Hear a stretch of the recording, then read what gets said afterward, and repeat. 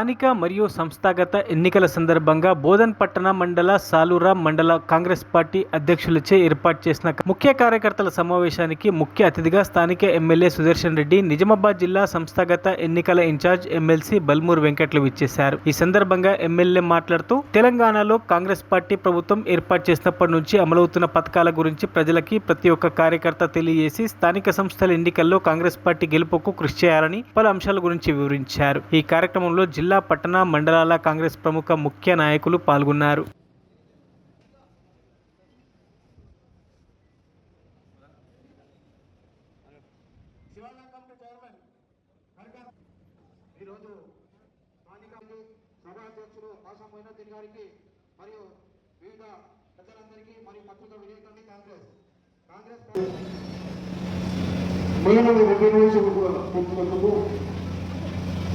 ఈ విధంగా కులాలకు అతీతంగా అన్ని కులాలు ఏకతాటికి వచ్చి మన రిజర్వేషన్లు కూడా మన భారతదేశంలో ఎక్కలేని విధంగా మన ముఖ్యమంత్రి గారు రేవంత్ రెడ్డి గారు రిజర్వేషన్ చేశారు.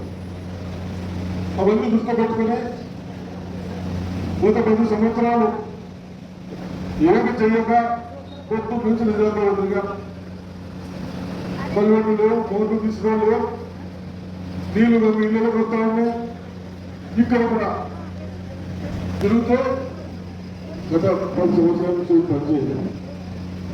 ఏదైతే ప్రజలు ఇబ్బందులు పడతా ఉన్నారో అవన్నీ గమనించి కమిషనర్ కానీ ఇంజనీర్లు కానీ ఎక్కడ ఏం కావాలో మనం దృష్టిలో మా దృష్టికి రండి. ఏ విధంగా చేస్తే సాగుతుంటే మన ప్రజలకు ఉపయోగపడుతుంది ఆ విధంగా చెప్పి చేయడం చెప్పడం జరిగింది. చిన్న చిన్న రోడ్స్ కూడా చేద్దాం, కానీ మనం అందరం ఇంకా 30% టెక్స్ కట్టలేదు. తప్పనిసరిగా టెక్స్ కూడా కట్టండి. మనం వెంటనే డ్రైన్స్ కానీ రోడ్స్ కానీ క్లీన్ చేసుకుంటూ మనకెక్కడ డైరీతో బాధలు రాకుండా, రాసులు రాకుండా, దోషులు రాకుండా అన్ని పరిష్కరించుకోవడానికి బాగాలని ఎప్పుడూ ఆ తీసిన వాళ్ళకి మనం డబ్బులు ఇస్తే జీతాలు ఇస్తే కానీ ఇదాని మనం తెచ్చుకోవాలి. దయచేసి అందరూ సహకరించాలి. ఇప్పుడు చూసేస్తాను అది ఇళ్ళ కాడ ఇంత ముందు కంపెనీ డబ్బులు ఏదో మొత్తం ఆడికి నీటితో వేసి ట్రైన్ వెళ్ళాలి కానీ గ్యాప్లు ఉంటా ఉంటున్నామో తీయటప్పుడు క్లీన్ చేసుకోవడానికి అవకాశం ఉంది. ఇక్కడ ఎవరి మొబైల్ చూడకుండా ప్రజలు ఎవరికి ఇబ్బంది పడుతూ ఉన్నారో ఆ ఇబ్బందిని పడకుండా వాళ్ళ ఇబ్బంది నుంచి కాపాడడానికి ఎక్కడ ఎవరైనా దేని కొట్టండి, ప్రజలు కాపాడాలని చెప్తాం. ఇక్కడ కూడా అదే చెప్తా ఉన్నాం.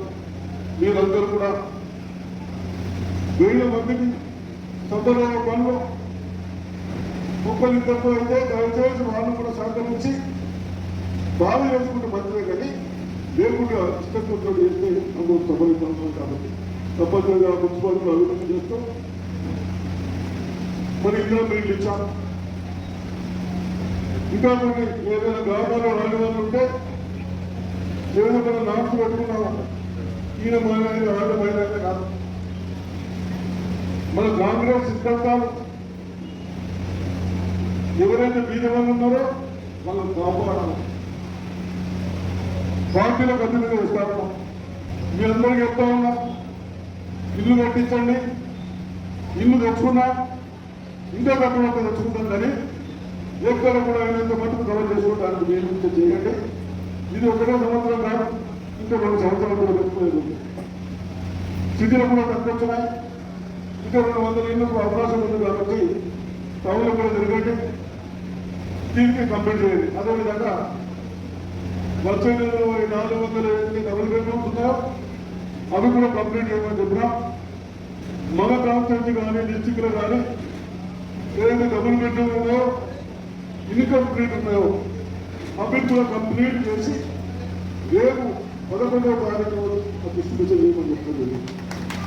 తప్పనిసరిగా ఈ విధంగా అన్ని పరిష్కరించుకుంటూ అదే స్కూల్స్ వస్తూ ఉన్నాయి. స్కూల్లో కూడా అయినంత మటుకు మన ఉపాధ్యాయులు, టీచర్లు నాకు తెలిసినంత మటుకు 70-75% మాకు మన పిల్లలు ప్రైవేట్లో చదివిస్తే ఒక్కో ఫ్యామిలీకి ఇద్దరు పిల్లలు ఉన్నారు, 50,000 ఖర్చు అవుతా ఉంటారు. నేను గ్యారంటీ ఇస్తాను, 170 మంది చదివేవారు చదివిస్తారా? 70% మంది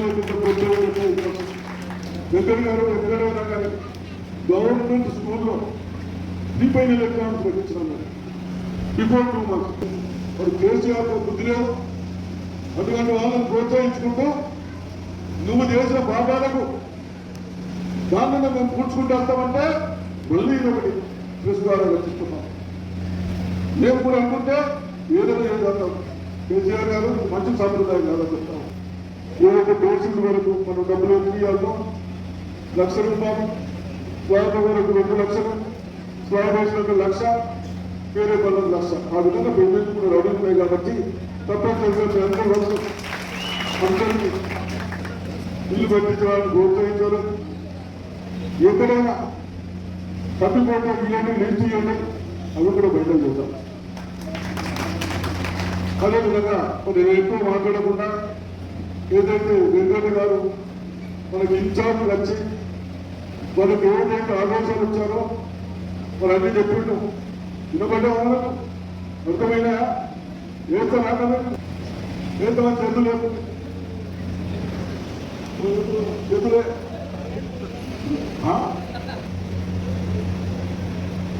తెలుగులో వెంకయ్య గారు ఎమ్మెల్సీ గారు మన కాన్ఫరెన్స్కి వచ్చినందుకు వారికి చట్టంతో స్వాగతం చేస్తుంది. తప్పనిసరిగా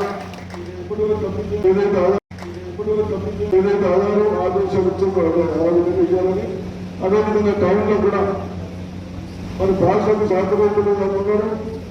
మీరు ఎవరికైనా యువకులు ఎవరైతే ఎక్కడైనా ఎదురుగా ఉంటారు. మండలంలో కూడా మీరు యువకులు తయారుగానే మీకు పోటీ చేయాలని బాధ్యత తయారు. కొత్తగా బాగా లేకుండా మేము అన్ని విధాలుగా మాకు అర్థమైతే చూస్తాం. కానీ మన దాంట్లో గ్రూపులు వచ్చి లోకల్ బాడీలో కూడా ఒకటి కృషిగా ఉంది. మున్సిపాలిటీలో ఇక్కడికే జరిపోయింది. కొందరు కథలు కట్టున్నారు, మేము మా పార్టీ వస్తుంది, మేము చేయడం వస్తామని నాకు అర్థంటలేదు. కానీ రూలింగ్లో ఏమన్నాం, కాంగ్రెస్ పార్టీ మంచి చేస్తున్నాం. అటువంటి వాళ్ళని కంప్లైంట్ మీరు ఎవరైతే ఎదుర్కొంటారో అలా చూపించండి, సర్వే చేయిందా వాళ్ళకి ఎదుర్కొంటారు. పార్టీలో కొత్త కాదే కాదు, దయచేసి అందరూ కలిసిమెలిసిగా పార్టీని గెలిపియండి.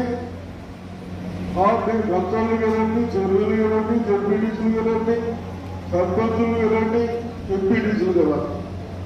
ఈ విధంగా గ్రామాల్లో కానీ సార్ టౌన్లో కానీ ఆ విధంగా ప్లాన్ చేసుకొని ఎలక్షన్లు కూడా తొందరగా వస్తాయి.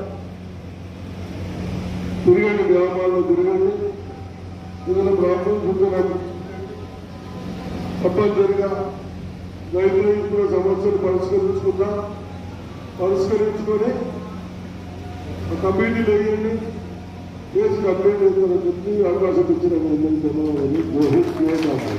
మరిన్ని అప్డేట్స్ కోసం మా ఛానల్ని సబ్స్క్రైబ్ చేయండి.